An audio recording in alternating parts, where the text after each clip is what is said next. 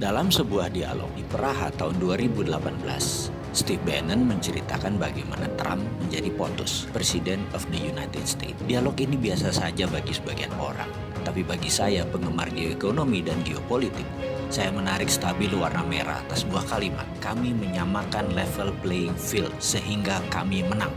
Kalimat inilah yang menjadi dasar analisa saya, sehingga jadi memahami apa yang dimaksud dengan tim Trump untuk kebijakan luar negeri yang akan menguntungkan Amerika. Saya jadi mengenal isi kepalanya Pompeo, mengenal isi kepalanya Bolton atau Shanahan dalam strategi perang dengan Cina.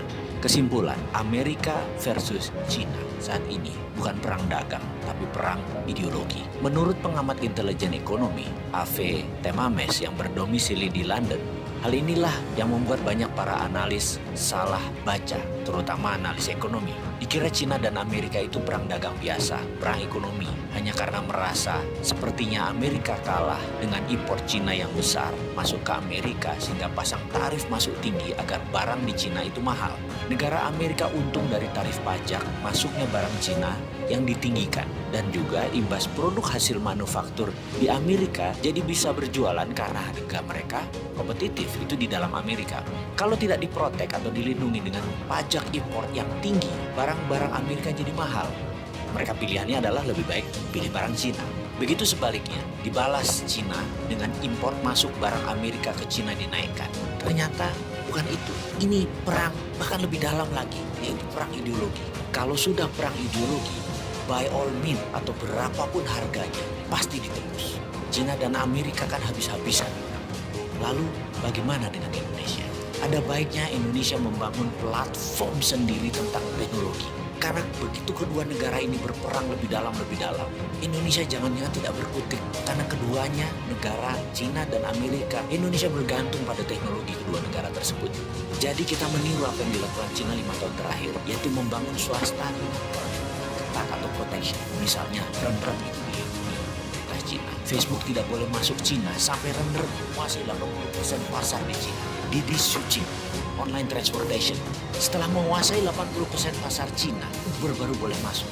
Alibaba menguasai 80% pasar Cina, baru Amazon boleh masuk. Baidu menguasai lebih dari 80% pasar Cina, baru Google boleh masuk sebagai search engine. Youku menguasai 80% pasar Cina atau lebih. YouTube baru boleh masuk, dan masuknya pun asing tersebut sampai dibatasi sampai saat ini. Indonesia kalau mau maju, aplikasi anak negeri dilindungi terlebih dahulu. Sekarang perang dagang Cina-Amerika sedang memanas. Indonesia ambil kesempatan. Anak bangsa buat fintechnya sendiri, buat Google versi Indonesianya sendiri, buat WeChat versi Indonesia sendiri, buat Facebook versi Indonesia sendiri. Dan pastikan semua proyek itu diprotek oleh negara, dilindungi oleh negara. FBI asing masuk diatur, Google asing diatur, sosmed semua diatur yang dari luar negeri, dan produk Indonesia diberi fasilitas penuh kemudahan. Yakinlah 1-2 tahun ke depan anak bangsa bisa membuat dan melaksanakan proyek tersebut, sehingga pada tahun 2021 suatu puncak perang dua negara, Indonesia sudah punya semuanya. Kita tidak tergantung pada Cina dan Amerika. Saya yakin Amerika pasti akan mematikan sosmed mereka, internet mereka, satelit mereka, karena itu adalah strategi perang battle space namanya, penaklukan ruang udara. Tapi kalau Indonesia punya semua barang-barang itu, Indonesia tetap bisa dagang, tetap bisa berbisnis, karena sudah punya platform sendiri. Kita tetap connect. Kemarin beberapa saat yang lalu 2 hari sosmed dimatikan secara lokal, banyak netizen yang muring-muring. Apalagi kalau Cina matikan 5G, sementara Indonesia sudah pakai 5G di tahun 2021. Atau Amerika mematikan 4G. Bayangkan, kalau mereka matikan itu semua, masa Indonesia jadi bingung? Karena kita terlalu tergantung network asing. Amit-amit jangan sampai itu terjadi. Ada solusinya, yaitu dengan membangun platform digital teknologi yang diprotek oleh negara.